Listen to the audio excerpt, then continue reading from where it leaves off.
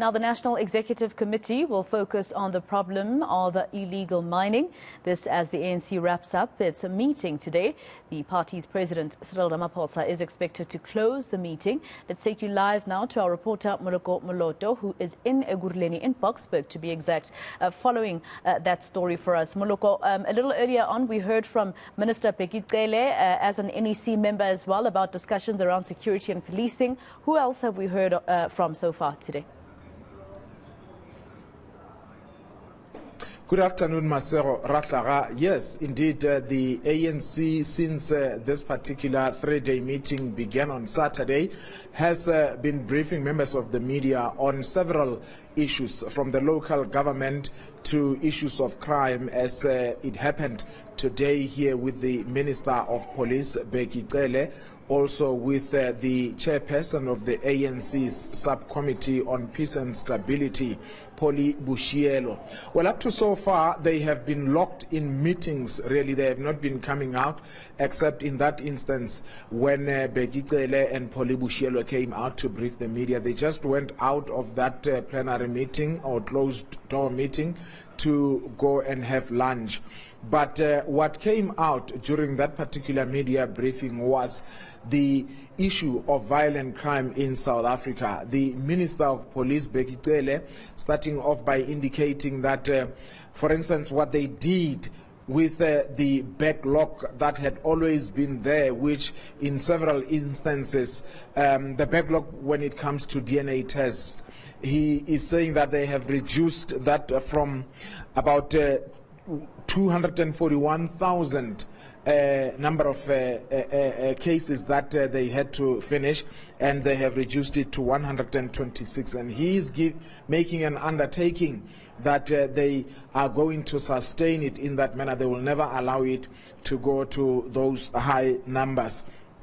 But also, there was an issue of political killings, Masero, saying that since the launch of the task team by the police that is operating in the main in KwaZulu-Natal and, of course, in some other provinces, but generally in KwaZulu-Natal in 2018, he's saying they have managed to arrest 348 people. He was also making mention of the fact that of the 147,000 prisoners in the South African prisons, over 21,000 of those are serving life sentence. Essentially, he was basically trying to say that the police are doing their work because these people did not take themselves to jail. Of course, there's the issue of violent crime, the issue of the guns that are all over in this country, killing South Africans. And we asked him as to whether they know where these guns come from. Some of them automatic rifles such as AK-47, and these are in the hands of criminals, not only the Zamazamas or the so-called illegal miners, which is an activity that he is committing that police will ultimately eradicate. Now, he was indicating that they do have knowledge that these guns come from various sources, in the main from outside the country, but also others get to be stolen either from the police, sometimes, he admits, sometimes with the help of the rogue police officers that he says are few though, and others are stolen from civilians. Maybe let's listen to Minister Bekitele there as he was explaining. They crossed the border, but not only that we found, they will remember that we found sealed boxes of ammunition, that they had some stamps from different countries and all. They cross border, especially the neighboring countries.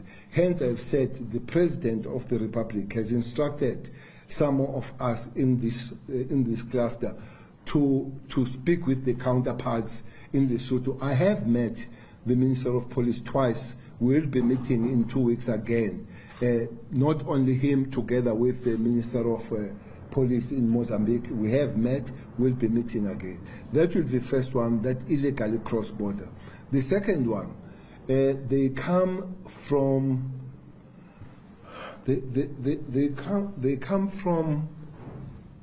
there is a funny thing here that is happening, that you'll find a company, security company, that will go under and nobody will account for their guns, and find that those guns, immediately it happens that way they become illegal, because if the company is no more there, but the guns that were about 4,000, they are out there. That would be. The third one come from our unscrupulous and rotten potatoes from the security cluster. There are not too many, but they are there. For instance, the numbers that we have given that have lost to the police since the beginning of the year is 700. But you would argue that there are thousands and thousands of those firearms there. The fourth one, the bigger supplier are legal firearms from the individual South Africans. All right, Moloko Moloto in Boksburg. Let's leave it there for now.